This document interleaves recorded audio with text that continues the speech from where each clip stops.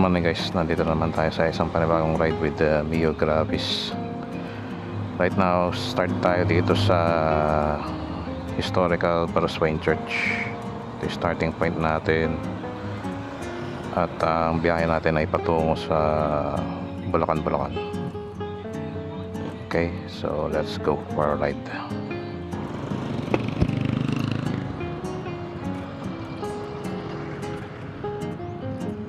Right now, suot lang ako ng gloves. Time check 10:32. Today is January 12, 2026.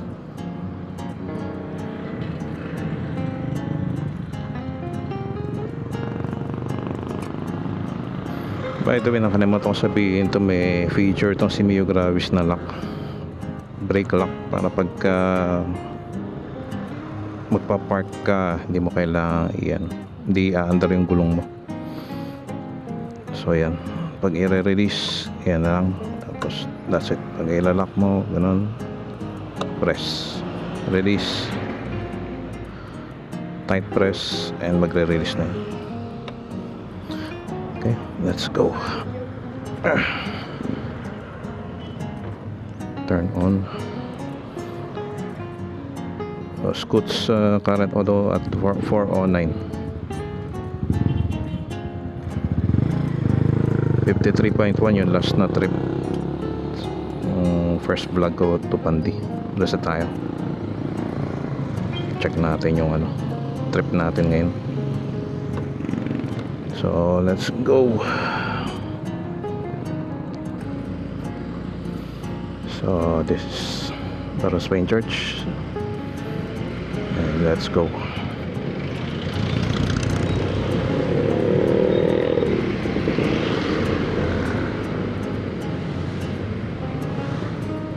Hello.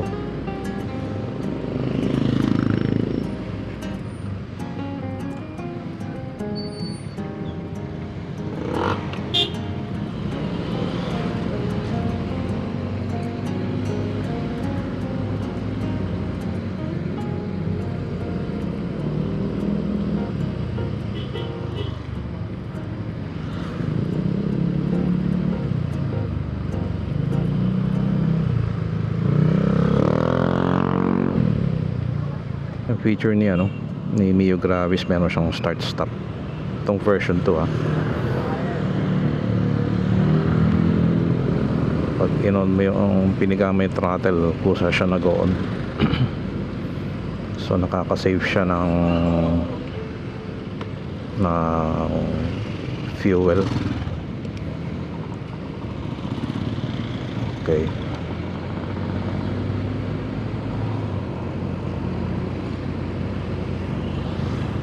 headed tayo sa sa ito, Malolos Cathedral. Oh, this is Malolos Cathedral, guys.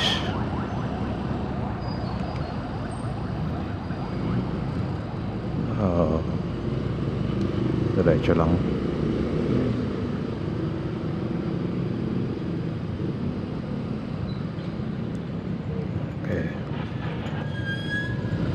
Okay.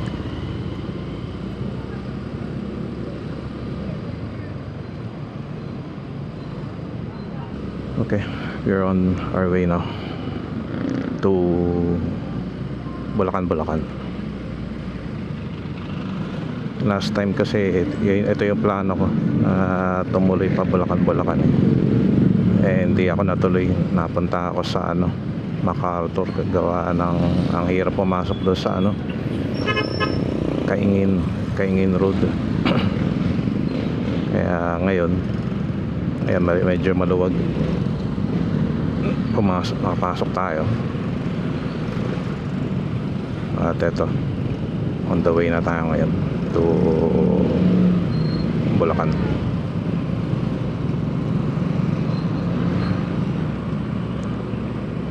Medyo kailangan lang din dito alalay, ingat sa check yung mga katabi mo.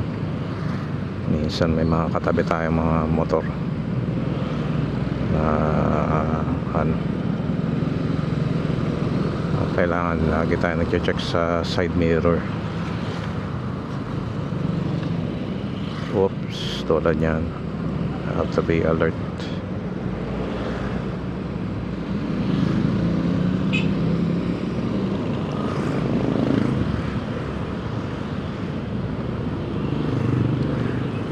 Ito.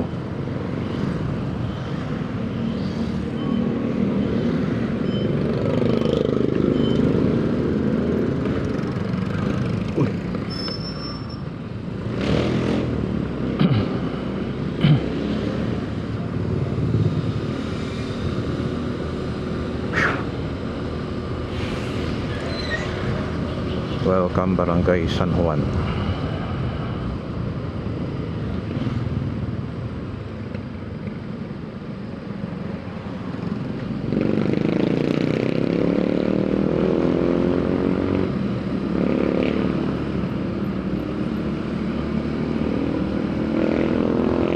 May ibang e-trike mabagal talaga magpatakbo eh.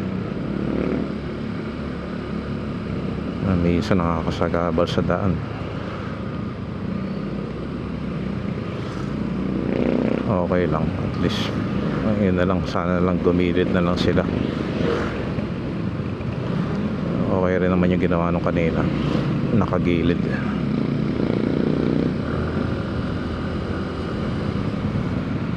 Testing ko rin to right now, itong ano, gloves ni Rock Bros.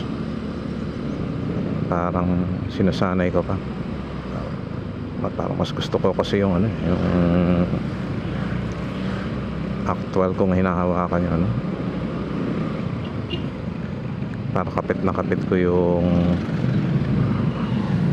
throttle pag naka-gloves.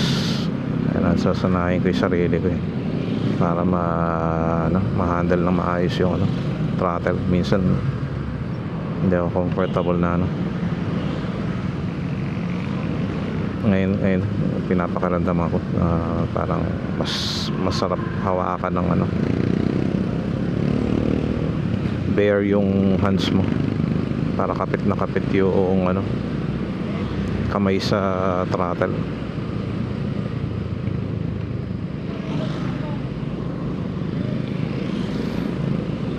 Lupina Golden Village, dito na tayo ngayon.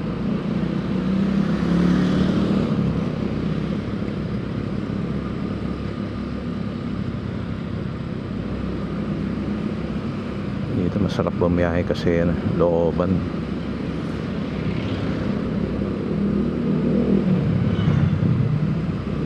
Maraming goods si kuya, paninda.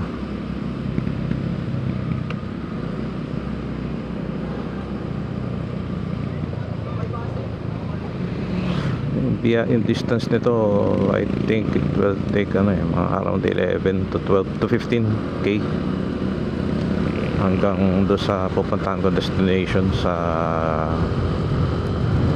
11k lang actually, to Bulacan. Tapos may pupuntahan ako sa ano, sa Giginto, so around additional 4k tatraverse tayo sa ano, Matungaw. So check natin, nakaset naman ulit yung odo natin, yung trip natin to 0.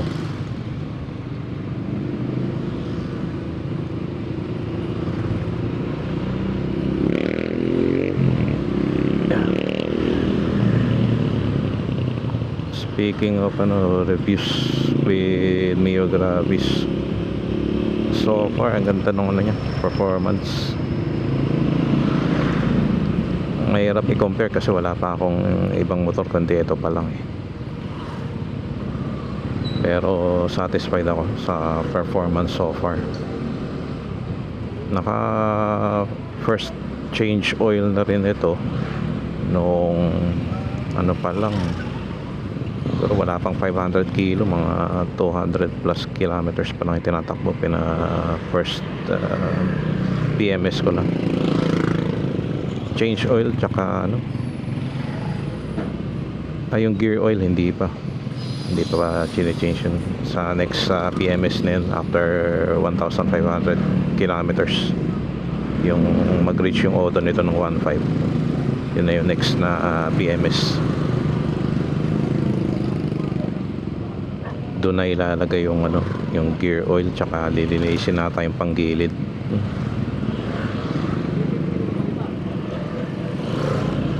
Speaking of panggilid, iba nag-upgrade ginagawa nila yung mga GVT na panggilid na bola. Mas magaan raw yun, and mas bibilis yung arangkada. Pero meron ako napanood na vlog, si Ikimoto, doon pinaliwanag niya na hindi siya okay, mabibilis kapag arangkada, pero pagka yung start mo medyo mabagal kasi yun nga, gumaan nga yung yung bola. So scientific yung explanation niya, so niwala naman ako doon. Siguro ito okay na yung panggilid nito, okay na yung stock balls nito. Mas preferred ko na kung ano yung stock. Siguro kung meron mga upgrades yung mga shock lang, and siguro ilaw, meron din reviews na medyo nadidiliman sila pagka bumabiyahe ng gabi. Bayan sila Keanu Moto, meron ding MDL. I think hindi naman magde-design si Yamaha ng scooter na na hindi akma para sa sa riders. So it is designed the way it is. Ngayon, well, nasa mga riders na lang kung gusto nila mag-upgrade ng mga parts. Hanap sila ng mga aftermarket parts. Personally, I prefer sa panggilid yung stock pa rin. And then sa tawag dito, yun, sa shock lang. Siguro sa shock kung mag-upgrade man, shocks ang i-upgrade natin. Pero so far satisfied ako sa shocks nito.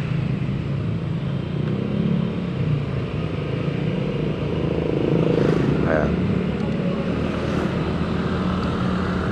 Medyo hirap umarangkada pagka may suot kang gloves.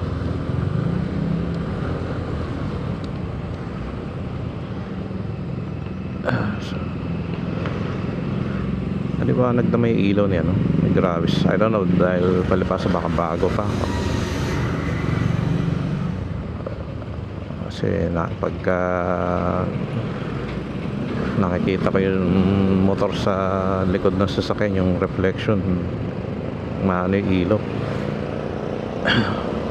Re-reflect. So yun, reaching Matimbo.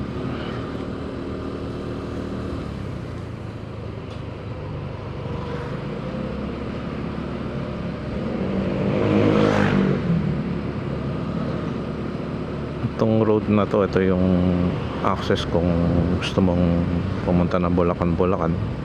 Itong road na to, pwede rin doon sa MacArthur. Ito yung internal road nila, interior road. Ayun, pagka nagmipig ako, medyo kailangan akong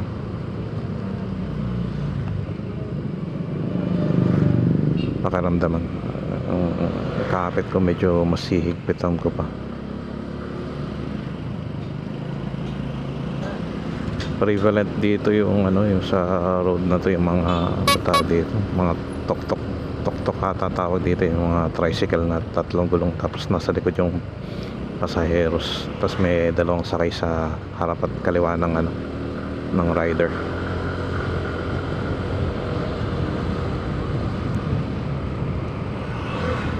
Naranasan ko na rin sumakay dyan. Sarap din sumakay dyan.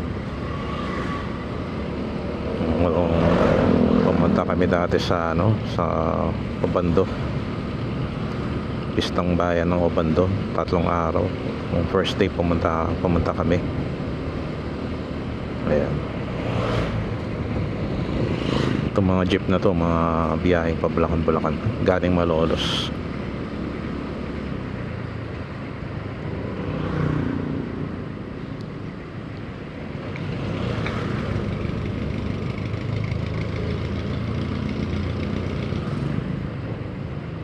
Kanina makulimlim yung panahon. Buti ngayon medyo umaraw. As of now, January 12, medyo malamig pa rin yung panahon. Maganda pa rin riding season. Overtake na ako.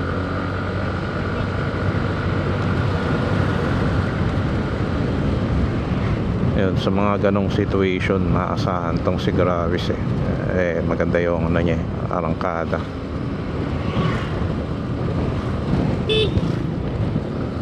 Yun, may mga tumatawid na aso, kailangan businahan. So nasa na ba tayo ngayon? Ito yung tulay ng Natimbo. Matagal nagsarado to bukas na ngayon. Ginawa kasi may ginawa dito itong Prinsa. Ayan yung gate nya, flood gate. Naayos yung flood gate nya. Mambog, nasa Mambog na tayo. Tumambog Bridge. Alright.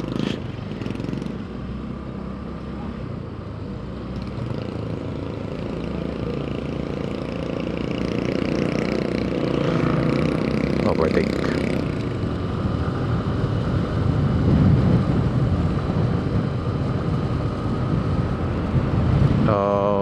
Basta takbo lang natin, takbong swabe lang.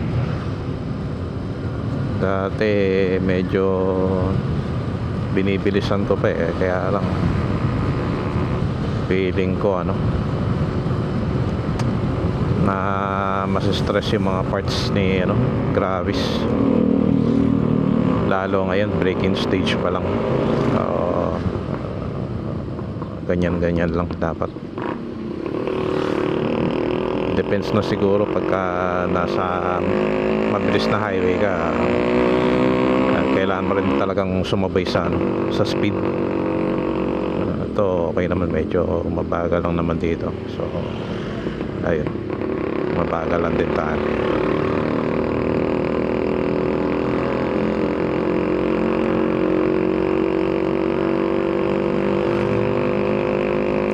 Gamit kong mic is DJI mic mini.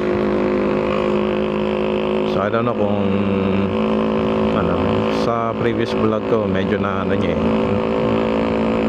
na absorb niya yung noise. Meron siyang noise dampening. Yung mga maingay na tambucho na gano'n na niya, nalilesen out niya.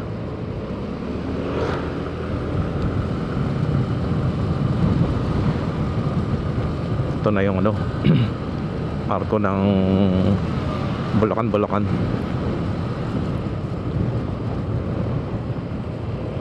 Ayan, tuloy po kayo. Bayan ng Bulacan.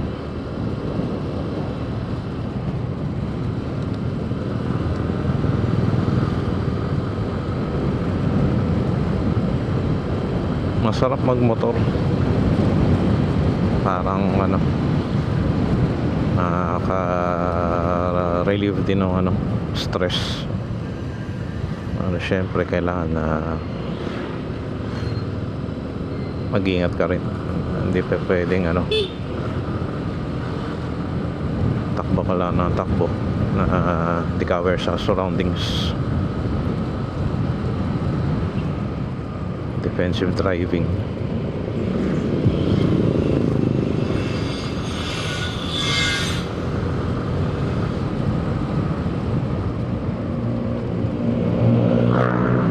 lakas ng ilaw nun, pati yung pipe niya may ingay.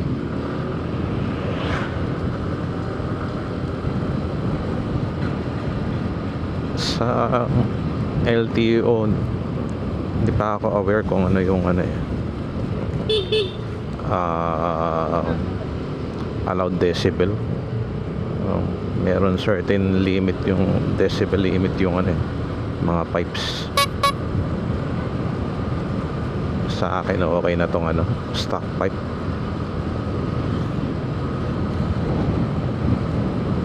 Isa kasi po masyado malakas, nakakasagabal, nakakaabala sa ano, lalo pag nasa subdivision tapos may dumadaang ano mga maingay na ganun.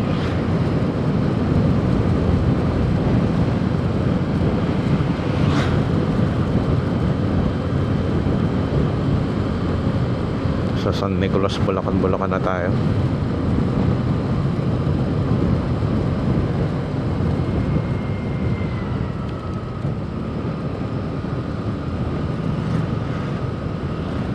Ito si ate, wala ring helmet.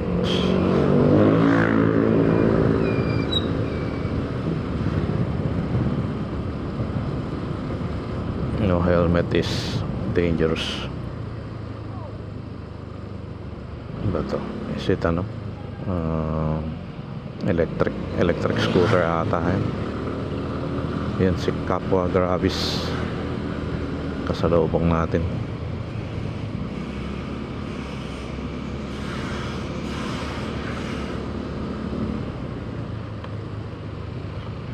Ay, malakas yung ilaw. Makikita sa camera yan dito sa stainless kitang kita yung ilaw niyan. Gravis stock light.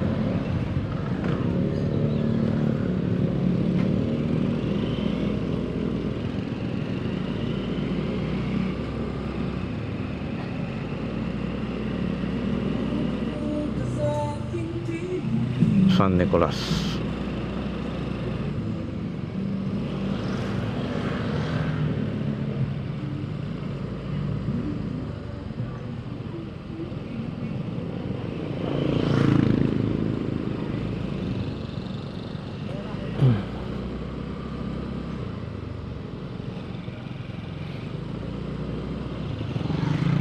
Ito Marcelo H. Del Pilar Memorial School. Yan.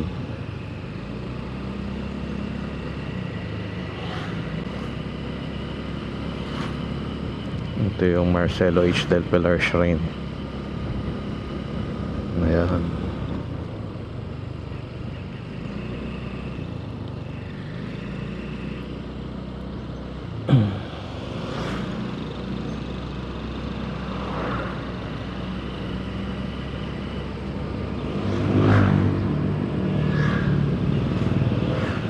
Sa may santol na tayo. Let's go.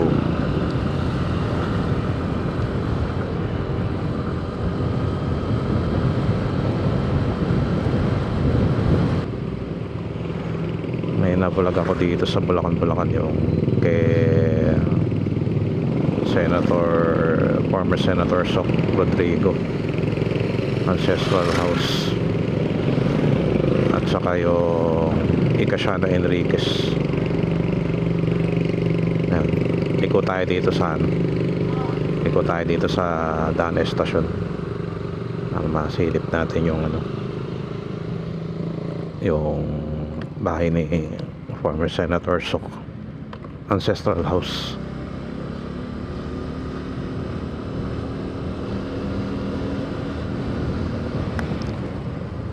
Tayo ngayon.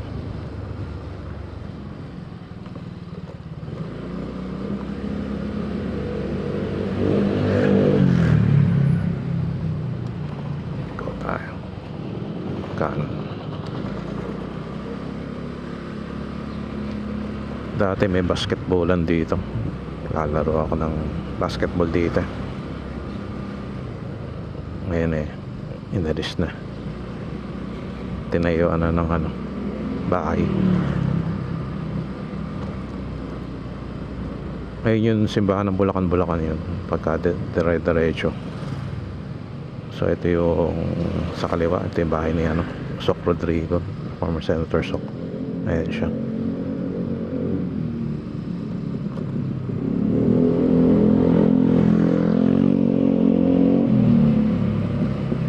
So ayan, kaliwa tayo.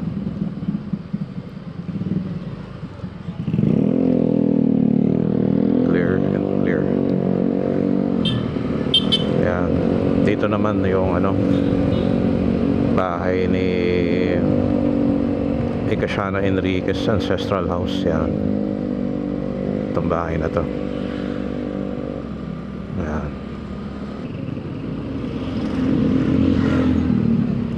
At 125cc, okay na yun. Ayos lang yung takbo niya. Di pa ako nakaranas ng 150cc. Ito na yung Matungaw Bridge. Minsan pagka dumadaan ako dito, nakabike ka gustong gusto ko yung view ng ilog. Nakaka-relax. Marami pang ganyan sa sa bandang Taliptip hanggang may Kawayan.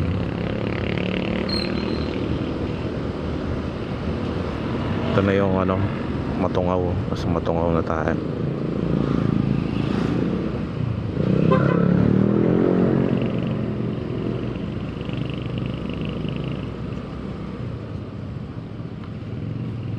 Ito, The Beatles.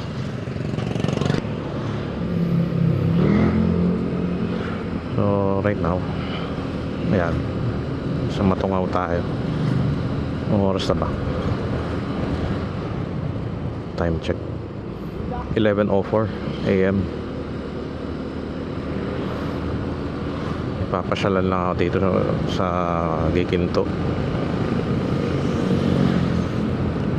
So ayan,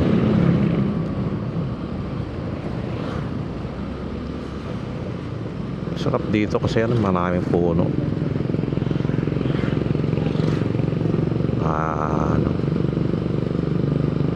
Nakaka-relax.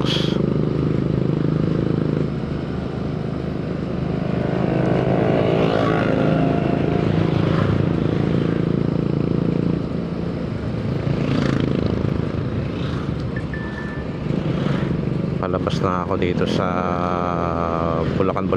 Ito na yung arko ulit ng Bulacan. Nandito na ako sa may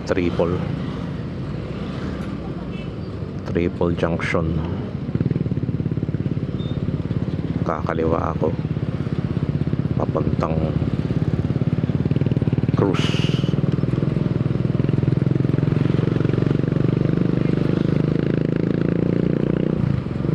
So ayan,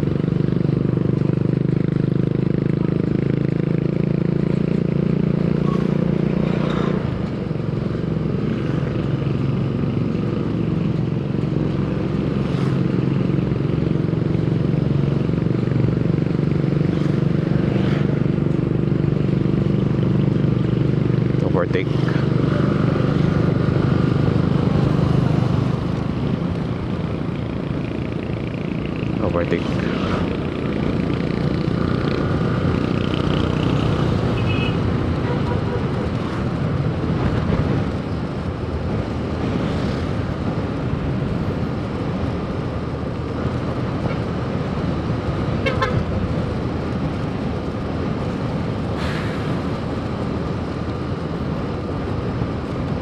Maganda dito kay Carena Helmet by Gile, ganda yung vents niya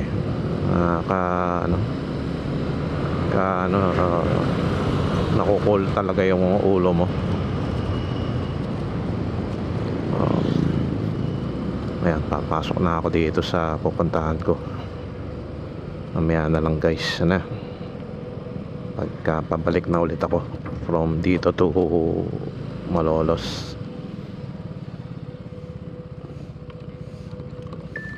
So mamaya na lang guys.